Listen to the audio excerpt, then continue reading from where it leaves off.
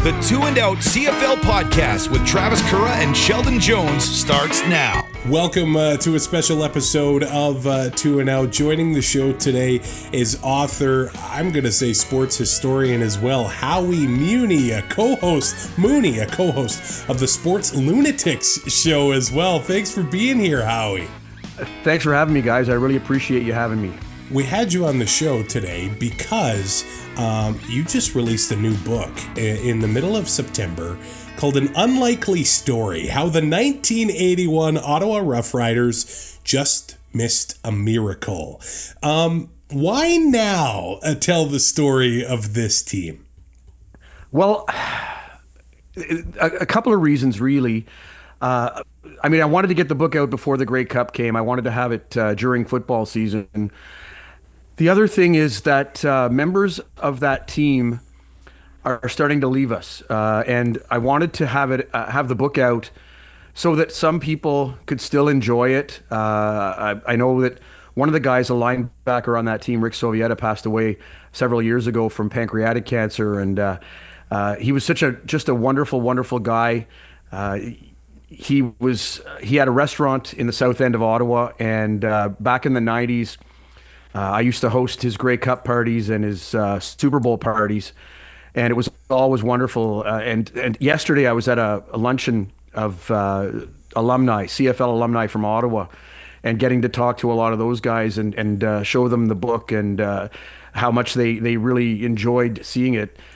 It really meant a lot to me to see their faces and as they looked at the book. And the word that I'm hearing more than any other from people who have the book is memories, and how it conjures up a lot of memories for people.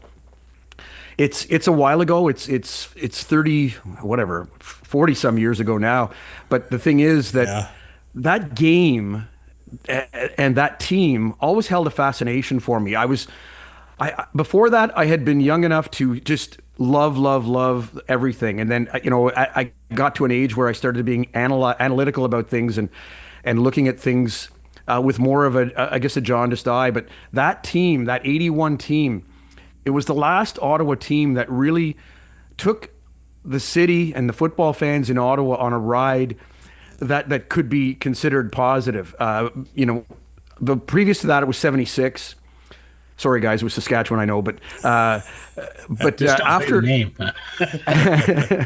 after 81, there wasn't really much to celebrate in Ottawa football-wise until the Red Blacks came back in 2016. We got to see a Grey Cup come to Ottawa. So for me, 81 was kind of like the last mythical team that existed. And that had some kind of success, so I wanted to kind of chronicle that and get the stories out from that year. J.C. Watts and how he left the team in training camp and then came back to the team about 4 or 5 weeks into the season. Was overweight, had to get up to speed, didn't really know the Canadian game, had to acclimate to the Canadian game, had to learn how to throw from the pocket because he was never a pocket passer. He was a runner more than anything else in college. But it was that evolution from this team that the gang that couldn't shoot straight to this team that kind of put things together, put a defensive secondary together, got a quarterback that was unpredictable and fun to watch. And then, they got some success in the Eastern semifinal and in the Eastern final, and almost had success in the Grey Cup as well. Okay, so we'll get back to the book in a second here. I just had a question because being an Ottawa football fan, you've had a tough time here with losing a franchise twice and then getting it back twice. And so what was it like being that football fan and having that kind of highs and lows? And then in the time when you didn't have a team in Ottawa, were you still a fan of the CFL? Were you kind of cheering for other teams? Like, take us through, your sports Ottawa fandom. Well, I'll talk from the first time I was born in 1960. The decade of the 60s for Ottawa football fans was like a massive party. Russ Jackson, Ronnie Stewart, Whit Tucker, Tom Pullen, all those guys. Vic Washington came and went. Margene Atkins came and went. Great football players, great football teams. Went to 4 Grey Cups in the decade of the 60s, won 3 of them. And I can remember 68 and 69, beating Calgary and then Saskatchewan. Sorry, guys. But that was wonderful. And then the end of '69, Russ Jackson retired. Ronnie Stewart retired a little after that. 1970 dawned like a terrible hangover. But then they won a Grey Cup in '73. They won a Grey Cup in '76. And then things started to go a little rocky. They would struggle to ever be 500 again. In '81 they got to the Grey Cup. They were 5-11. They were 8-8, I believe, in one of the subsequent years. But after that, I remember Super Season '88. It was dubbed, and they went 2-16. It was hard. I mean, we would go to the games. I remember wearing bags on our heads. We were one of the first people in Ottawa to do that. We weren't the first people in football to do that, but we were one of the first people in Ottawa to do that up in the South Side stands, and would put teardrops paint with the magic marker under the eye holes. But it was rough, and the '90s were rough. I remember following the team. I wrote a book in '95 called the Third and Long: The History of the Ottawa Roughriders in '95. '96, being able to, I covered the team in '92 and '93 for TV in Ottawa. '96, the team folded, and it was a dark period. I mean, it had been dark for a while, but that kind of solidified the darkness for everybody in Ottawa in '96 when the team folded. 2000, my fiance, then girlfriend, fiance, and wife, and now ex-wife, we moved away to Seattle, moved to Vancouver. And when we moved to Vancouver, I got TSN specifically to watch CFL games, even though Ottawa didn't have a team yet. And then when they got the Renegades, I was able to see an Ottawa team again for a very brief period of time. We moved to Toronto in 2003. But wasn't able to really do much. But when my son was born, when he was old enough, we would make trips back to Ottawa every year. 2014, the Red Blacks came into existence. We were at the inaugural game. I've got a beautiful framed photo, or beautiful framed kind of montage of tickets and pictures and everything like that from that game. And we would make it back to Ottawa to go to games every year for the Red Blacks. And then, of course, we got to see the Grey Cup in 2016. And et cetera, et cetera, et cetera. The existence of the Red Blacks has been up and down. There was that window of time between about 2015 and 2018 when they were really good, and then it's been nothing. And it's been difficult. It's been difficult to sit with other fans listening to people complaining all the time. But we still go to the games. We don't do tailgating necessarily in Ottawa, but there are restaurants and bars all around the stadium. So, we can sit down and we can have a few beers, we can have a few pizza or have some pizza or something like that, and then walk over to the stadium and enjoy it that way. But it's tough. It's been tough, especially this year, coming back to Ottawa after retiring from moving from the GTA to here, and then looking forward to a great summer of football, and just it seems like every time a bad play happens, it's always in favor of the other team. Seeing Derek Sluka run back that missed field goal from Toronto for a touchdown, seeing Trey Vavel set a record for returns on those kicks. Just week after week after week, it seems like there's something different, something else, and not being able to score any points in the first quarter. Dave Naylor posted something on Twitter the other day because it was the first time I think Buffalo hadn't scored a point in the first quarter of a game. That was Sunday night. And I said, are we talking about the Bills or are we talking about the Red Blacks here? And, it's just been tough. But as I say, I got the helmet over here. I got the football over there. I'll be going to games until I can't go anymore. You must be some of the young fans that maybe don't remember those early days. They're maybe experiencing this basically since, they were in the Grey Cup in 2018, lost to Calgary. It's been lean, and you're like, oh, well, not again. Well, they're experiencing it, I've seen my team win a Grey Cup. Yeah. I mean, I've been fortunate in my life. When we lived in Seattle, I got to go to see that great Mariners team play when we lived there. I saw the first game after 9/11 in Seattle. Saw them tie an American League record. for wins in a season. I've been to Montreal. I saw my Habs win the Cup in '93. I was in the stands that night.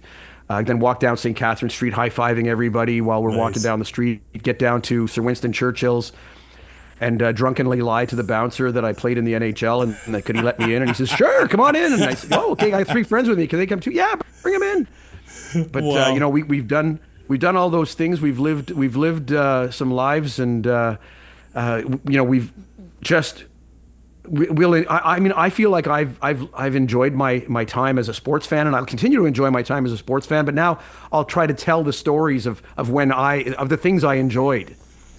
So I always, when we talk about a specific team, a championship team, or in this case, a near championship team, I look at the previous few years, and they had lost 3 East Finals in 4 years leading up to 1981.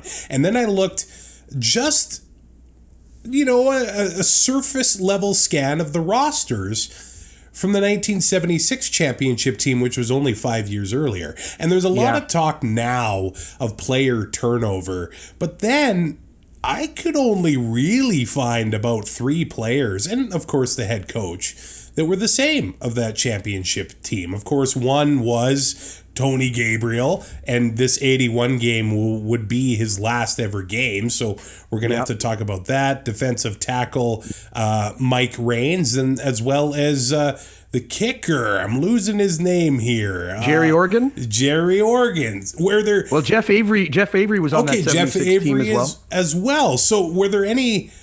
There did seem to be a lot of turnover leading into this 81 game, right? In that year, 81, they didn't have the same lineup 2 games in a row until the final game of the season and the Eastern semifinal. Okay, Injuries were so bad for that team that through that whole season, the lack of continuity in the lineup week after week after week after week after week takes a toll.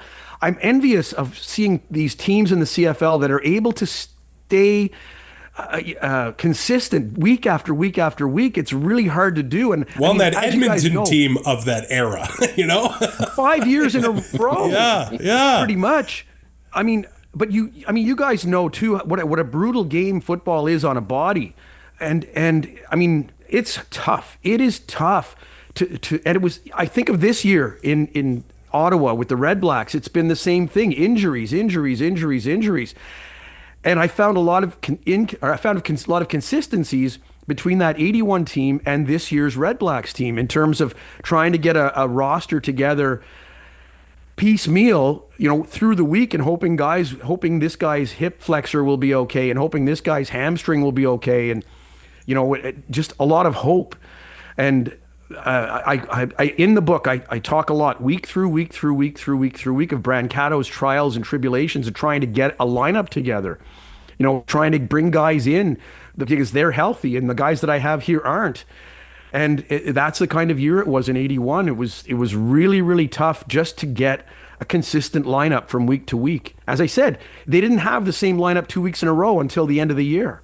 Mm-hmm. That's remarkable. So they struggled throughout. And I guess that's the thing about the CFL now. 18 games. Back then, 4 preseason games, so 16 regular season games. But you're never out of it. And when it comes to the playoffs, it's 1 game. So they were 5-11. Yes. And they finished second. They were finished in second place. So Montreal is 3-13. That same Alouettes team beat them by a couple scores the last regular season game, and then they play in the playoffs. Yes. And they got the win.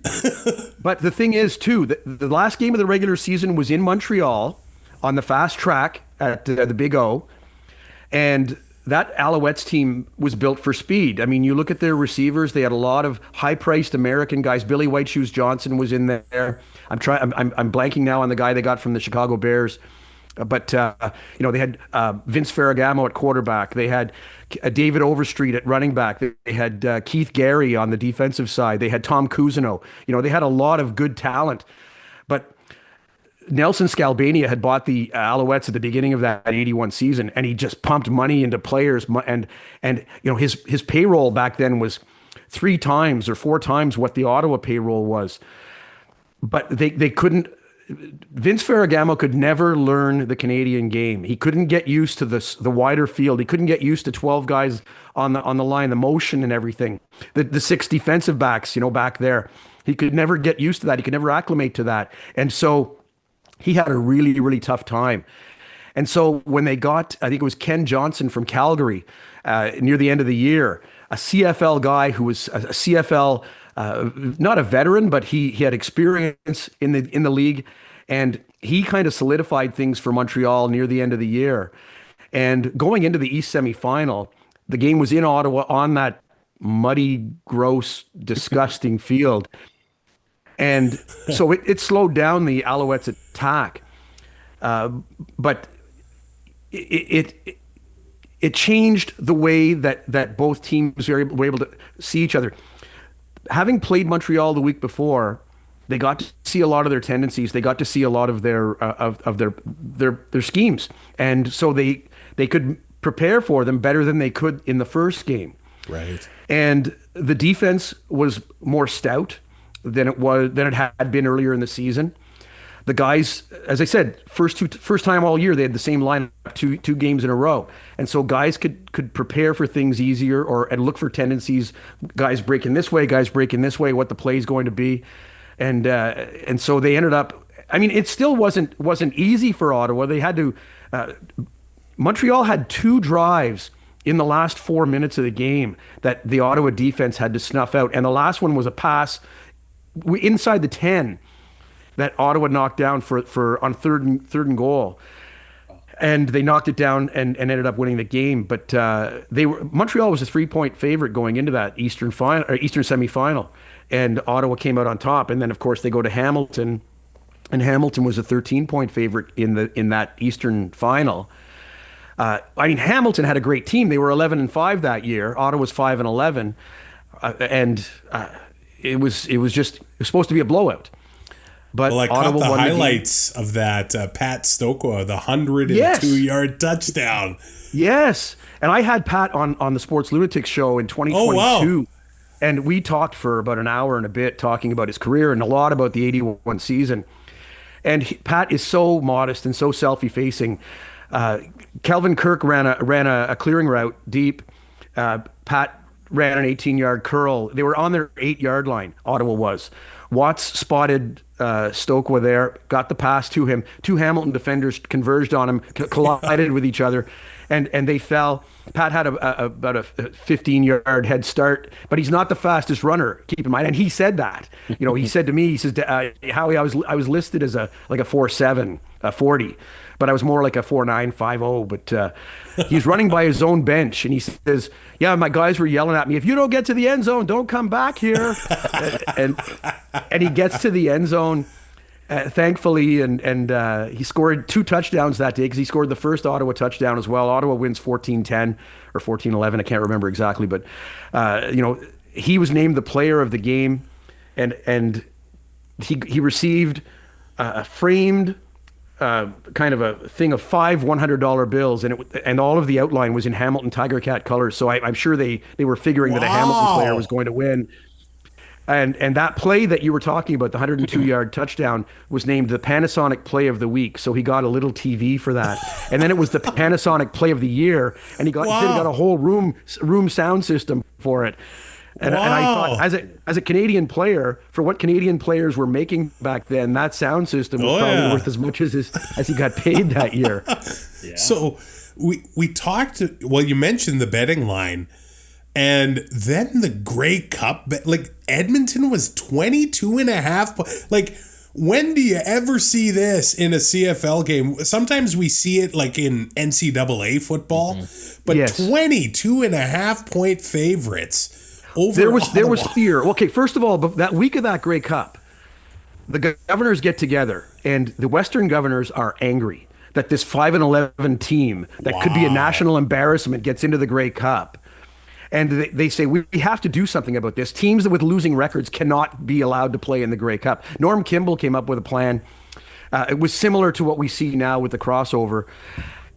But nothing was ever really implemented at that time. This is 81. They didn't really put the crossover in until 97, but the impetus for the crossover came with that 5-11 Ottawa team. And like you said, 22.5-point underdogs. And there's a point that week where the teams arrive in Montreal for the Grey Cup. Edmonton arrives, massive plane, lots of media there to greet them. They're treated like incoming kings. Ottawa gets in on a bus at the bus station with 3 or 4 people there, and it's wow. I'm thinking of something like Artie Johnson and laughing, going do, do, do, do, do, do, for Ottawa. It reminded me. I don't know how much of Bugs Bunny you guys are aware of. You remember the Crusher? Oh, the wrestler, the big muscular Crusher. Yeah. Okay, that's speaking our language.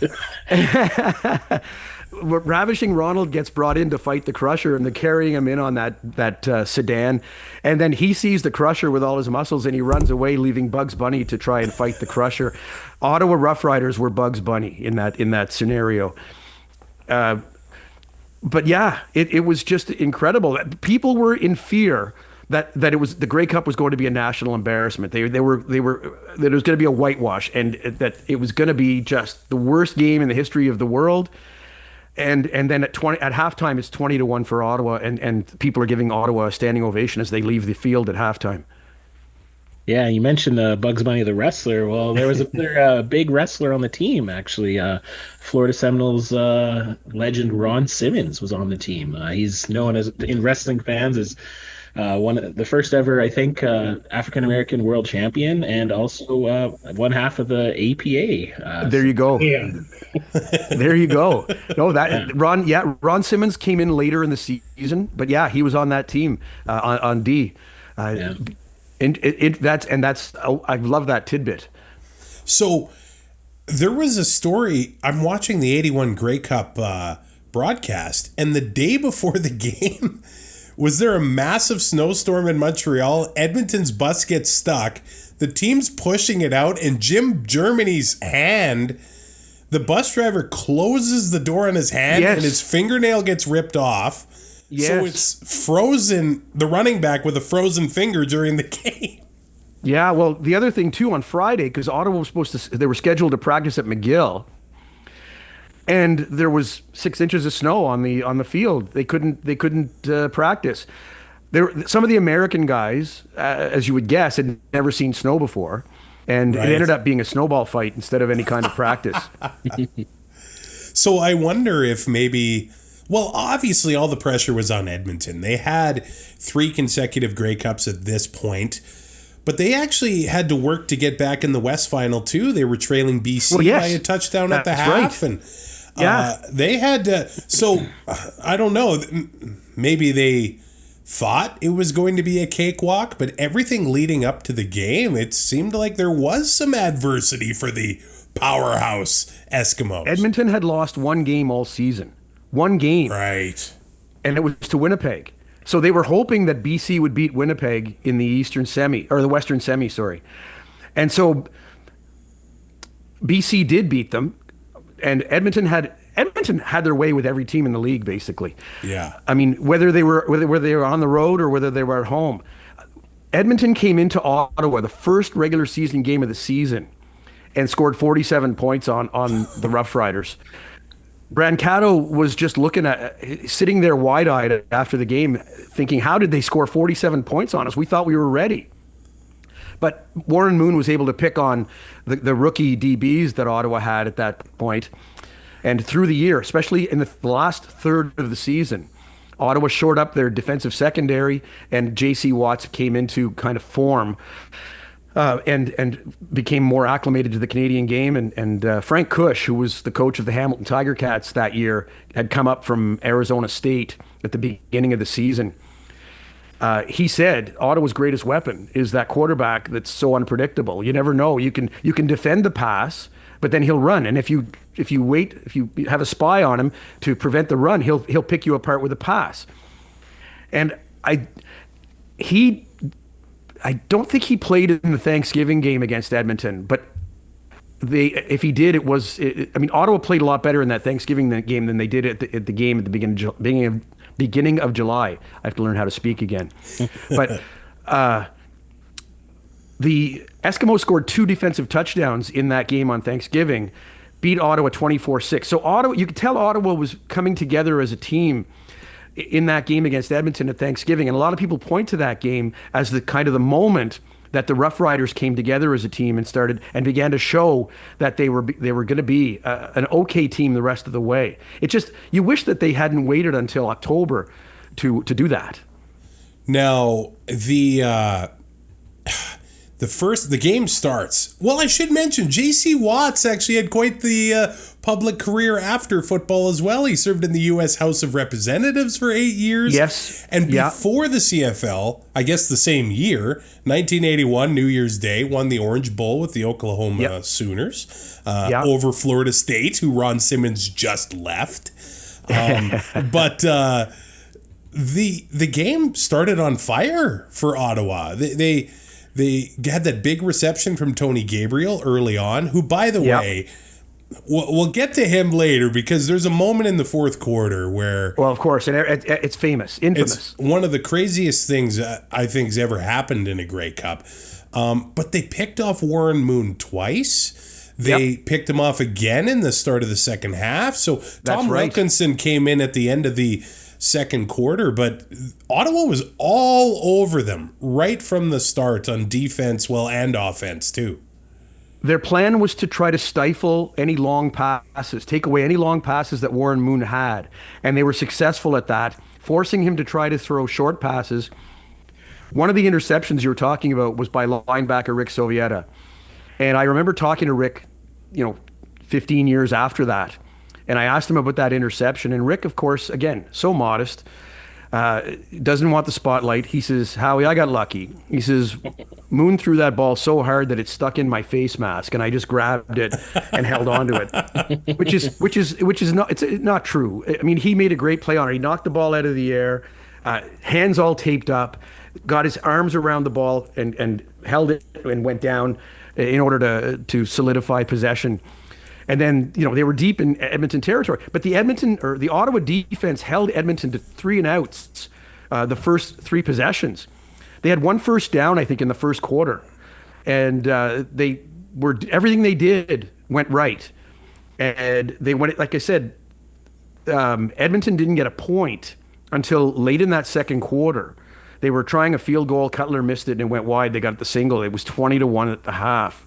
And it was just incredible. You're right. Everything went right for Ottawa in the first half. Everything went wrong for Ottawa. Not, I shouldn't say that. Everything didn't go wrong. But a couple of things. They had lost a fumble deep in their own territory. Edmonton got a touchdown from that. And then, there was a couple of other things. But what happened at halftime, the adjustment that Edmonton made, you said Tom Wilkinson. I'm glad you mentioned Tom Wilkinson because he went in and showed Warren Moon that you could do the little dump off passes. They're leaving those open. They're trying to take away the deep stuff, take everything they give you shallow and run with it. And so they did that. Moon got the point, and then they began to move the ball in the second half. There was a moment in the first half where Ottawa, they had 20 on the board and they had great field position, 40-yard line, Edmonton side of the field, and 2nd and 10, they take a shot to the end zone and get picked off. And I only thought, man, if they would have got at least a field goal there, then the game might turn out different in the end. But was Edmonton the evil empire? Like, was this like the little train that could? Like, come on, Ottawa. I know the league was kind of maybe embarrassed by it, but fans had to be like, this might be the greatest fairy tale of all time. Well, like I said, as the Rough Riders were leaving the field at halftime, the crowd, 55,000 people, give them a standing ovation. And Pat Stokes said to me in the interview that we did, I said, what was it like in the room at halftime? He says, we were in uncharted waters. We didn't know what to feel, what to think, and it's hard. I think the worst thing for the Rough Riders was having that break and having time to think about where the situation that they were in. And instead of just being able to react and respond physically, they got time to think about things, and that can be a killer sometimes. So it was the East Final, the end of the game. Tony Gabriel tweaked his knee. I can't remember exactly which play it was, but yeah, I mean, he tore ligaments. He had torn ligaments in that game. He had a brace. He wore a brace in the Grey Cup game, and he didn't practice at all. He was able to try and jog a little bit in straight lines, but he hadn't tried to cut yet, and he hadn't tried to do any of that until he got into the Grey Cup game. He was absolutely going to play. Brancato considered Tony Gabriel at 60% to be better than a lot of guys that he had at 100%. And the way Gabriel, his long arms, he could create separation. He was 6'4", long arms. He could create separation even if the guy was right on his back. And so you've got to, he may not be the fastest of foot. He may not be able to run that far, but at least if you throw the ball to him, he's going to be able to get the ball, get his hands on the ball pretty much unhindered. So then 3:28 left in the fourth quarter. Like I didn't want you to go there, but I guess we have to. He's hopping around. Like he can't walk, he can't jog. And he makes a big catch. The game's tied at 23. Yeah. And then the officials call pass interference on both players. So then they replay second down. And then Watts gets sacked. Edmonton ends up kicking the winning field goal as time expires. Both players get pass interference. Let me ask you guys. Have you ever seen that called before? Have you ever seen that called since? No. I watched that several times today, and I can't figure out what Gabriel did wrong. You look at any game today, any game, any league. There's a lot more hand fighting going on between receiver and DB than there ever was on that play. And if anything, I've had discussions about this with Edmonton fans, and they say that it was the correct call. Of course they do. Yeah, That official that threw the flag, I don't want to say his name, but he never worked another game on the field in the CFL again. Wow. He was kicked upstairs, later became a supervisor of officials, but never worked a game on the field in the CFL again. I don't know if it was his choice or if it was their choice. I just know that and it's easy. You can go through the CFL guides and you can look year to year to year, because they all in the CFL guides they put the officials' names and pictures on one page. Right. Did he have a son named Tom? Tom Valesi? No. No. That's wild. Yeah, that's crazy. But that's I'm not trying to make any indictments about anybody. Yeah. Mm-hmm. But as I said, he didn't work another game on the field again. And fans in 2025 still having similar conversations. Oh, that's what I love about this. You say the words double interference in Ottawa, and somebody will start crying or start yelling at you, one or the other. And that's Ottawa's 13th man, I guess. Yeah. and what's sad is that, like, it was Tony Gabriel's final play.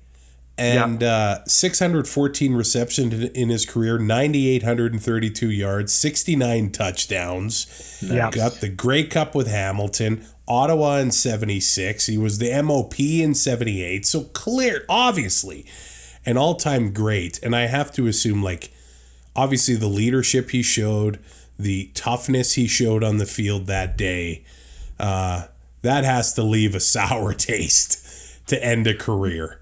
When I interviewed Pat Stokwa, he told me that when he started playing with the Roughriders, his roommate on the road was Tony Gabriel.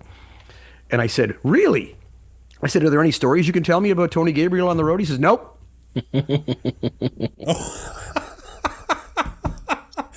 So he commanded the locker room, I would say.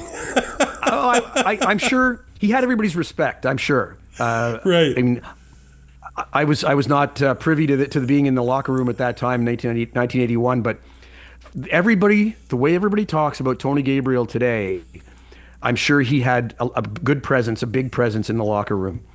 I'll tell you a story too that I found out later, and I'm sure it was big news at the time, but how he got from Hamilton to Ottawa. I think it was going from 1975 to 1976. The league went from 14 game seasons to 16 game seasons. But they did not increase players' contracts proportionally from one season to the next. Oh. And so the PA wanted to take the league to court, and they used Gabriel as their example. And Gabriel said that they lost the case, and it was on one word. The word was all. The player who signed the contract agreed to play in all regular season games for the team in 1975 or 1976 or whatever year. It didn't say 14 games. It didn't say 16 games. It said all games. And because of that word all, the players lost the case against the league in that moment. And so Gabriel went to Ralph Sazio and said, "Trade me out of here. I want out of here."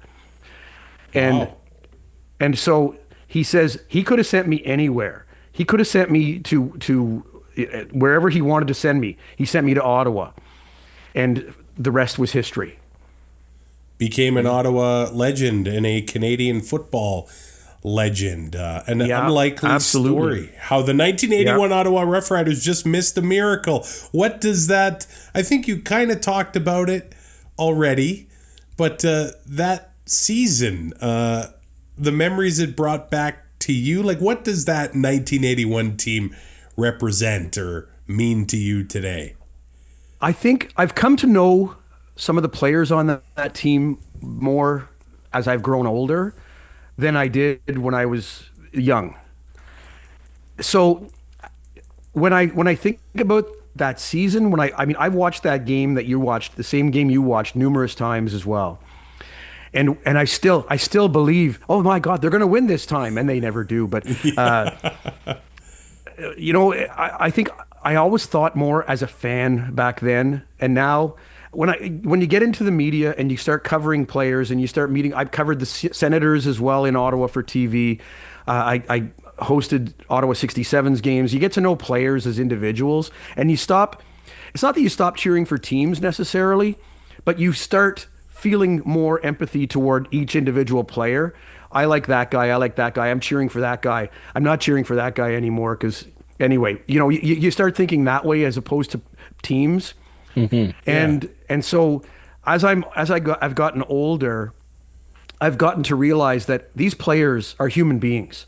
They're all human beings, and as much as you want to lionize them and make idols out of them, they still can be. A lot of them, most Canadian football players, most guys that play in the league, as I've met them through the years, are just the most wonderful people, the most patient people, the most giving people that there is. And I don't know of very many of them that I could say a bad word about.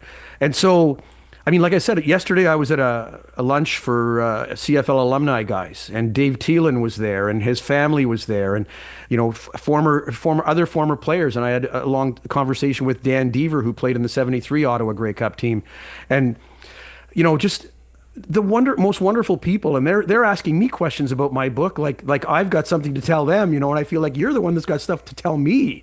And, I can tell you whatever I know, but I don't think it's going to be half as interesting as the stuff you're going to tell me. I said to Deaver yesterday, I said, the times that you guys were winning Grey Cups, the times that you guys were playing and winning, I said, was that the greatest time in your life? He says, oh, absolutely. Absolutely it was. How could it be anything but? And, 2017, the Grey Cup was in Ottawa, and I came back to Ottawa with my son, and we went down to the one of the bars in the Byward Market area in Ottawa was the unofficial CFLPA headquarters. And so there were a bunch of players in there, and, they're sitting there and they're talking to fans and talking to, I can't remember Kevin Glenn was there. And I felt terrible interrupting him while he was having a drink. And I said, would I be able to get a picture of you with my son and me? And he's like, of course. And I hand my phone to somebody, and he's just the nicest guy. So many of the players I meet now that played not even back that far, even the more recent past, they're just so nice and so giving of their time and so patient. And this is one of the reasons why I just love the CFL. It's because the people are just so they're good-hearted, and that's why I love going to Grey Cups all the time, because you meet people from all over the country, people that are all from different teams, and we can chirp each other during the season and all that stuff. But when we get to the end of the year and we're talking with each other in that kind of a forum, we all realize that we're all people that are coming from the same little island. We love our Canadian Football League, and we want the Canadian Football League to be successful and healthy and everything. And just so we can get together at the end of the year like this and all have a beer together and talk with each other and just have a great time together. And I think that's what the CFL is all about for me, it's the community, it's the camaraderie, it's all of that good stuff that we always hope for, but we don't get enough of in our real life. And when we do get it like that, it's just like it warms the heart. Absolutely. I think with all the talk about rule changes and everything that's coming up, I think one of the things that is kind of getting a little bit louder now that we have some time to compress it is what you just said. That is the CFL. So as long as those core values are here, and of course certain rules that hopefully are untouchable, I think that's the key to long-lasting success for the CFL is just what you mentioned there. Talking about your book, where can our lovely listeners and podcastees get your book? The easiest way to get it is on Amazon. That's the easiest way to get it. If you have Amazon Prime, it'll be at your door within maximum 2 days. Oh, wow. So to me, that's the easiest way to get it. I'm working right now with people on trying to get it on the ground in different places. I've spoken with the Red Blacks, and they've told me that I can put books in their merch shop, so it'll be there. Nice. I'm going to be going around to Indigo stores here in Ottawa and getting it into their stores as well. But right now, the easiest way to get it is just by going on Amazon, click, and then you'll have it. So are your other books up on there as well? Absolutely, yeah. Nice. Yeah. My first book, the first book I put out was in 2023, and it was Crazy Days and Wild Nights, and it's 19 different, let me check here. It is 19 different stories about weird and wild things that have happened in the world of sports. In that one, there's a story about the 71 Argos. Okay. And Leo Cahill building the team in his own image, cocky, brash, everything like that. They'll come in, he'll do a lot of talking before he gets to your town. When they get to your town, they'll beat your team, they'll steal your girlfriend and ride off on their Harleys, tossing their liquor bottles on the way out. Yeah. But and I believe that if the CFL had a team like that again in Toronto with a loudmouth coach, I think so, that there wouldn't be attendance problems in Toronto. You'd have fans all over the league too, going to the games to hate watch these damned Argos, and wanting to your team to beat those guys. And so I think that if they had a team like that again, a coach like Leo Cahill in Toronto with a successful team, I think it would be great for the league overall as well. It's like having the New York Yankees come to town, and you damn Yankees, and yeah. And but I really think that if a team in Toronto was like that loud, brash, cocky, all that stuff, that it would be a good recipe for the CFL. Better than changing the field and moving the goalposts. I agree. I guess Dinwiddie's kind of on his way there. He's I guess as long as there's more games. I think compared to Leo Cahill, though, he's a nice man. And the Sports Lunatics show. Yes. How often do you do that? I know the website sportslunatics.com, but plug that as well. We've got a lot of you can listen to our shows at thesportslunatics.com. They're anywhere where you get your podcasts as well. We've been doing the Sports Lunatics show since 2020. We just put out a show today. We just posted a show today about Toronto Blue Jays postseason memories, and there aren't a lot of them, but we managed to find 10 of them that made us think. And my partner Sean says to me, he's in Halifax, and he says, Howie, I have to take issue with your choice or your list here, because you don't have the Devon White catch in center field in '92 that almost resulted in a triple play, and it would have if the umpire had his glasses on. But And I said, that's a fair point. I made this list at 2:00 the night before, so so there. But yeah, that's our latest show. We did a show on the rule changes, in the CFL. We've talked about different guys like Ken Dryden, Bernie Perron, Eddie Jockman, who we've lost lately. It's a history show, but we try to make it current as well, and it's easier. I guess it's easier to do that when you have an athlete who was great and passed away that everybody can kind of relate to. Like Ken Dryden was one of those guys that we all looked at him when we were kids and thought, oh my God, how is this guy 6'4" and he's able to stop the puck when all the other goalies are 5'8" and 5'10"? But we've watched hockey change, just like we've watched a lot of things change in our lives, and all the goalies now are 6'4", 6'5", 6'6", 6'7". Yeah, and it's all funny, but yeah, we have a small following of people on the Sports Lunatics Show, and anybody that wants to can join our page on Facebook, the Sports Lunatics Show page on Facebook, and we've got a good chunk of members in there, and Shawnee's in there all the time, keeping things hopping, and the people, the members of the page are always participating all the time as well, and it's great. But yeah, like I said, any of our shows, you can find them on wherever you get your podcasts. We've had listeners from pretty much every continent in the world except Antarctica, and I think I saw a penguin with little earbuds on. Nice. Crying little ice cube tears. Howie Mooney, the author of an unlikely story, how the 1981 Ottawa Roughriders just missed a miracle. You can get it on Amazon. Howie, thanks so much for coming on the show to give us a little bit of a history lesson on Ottawa football. Well, I so appreciate you guys having me on. Thank you. The Two and Out CFL podcast is written, produced, and hosted by Travis Currah and co-hosted by Sheldon Jones. Subscribe to Two and Out on all major podcast platforms and YouTube to keep up to date with future shows.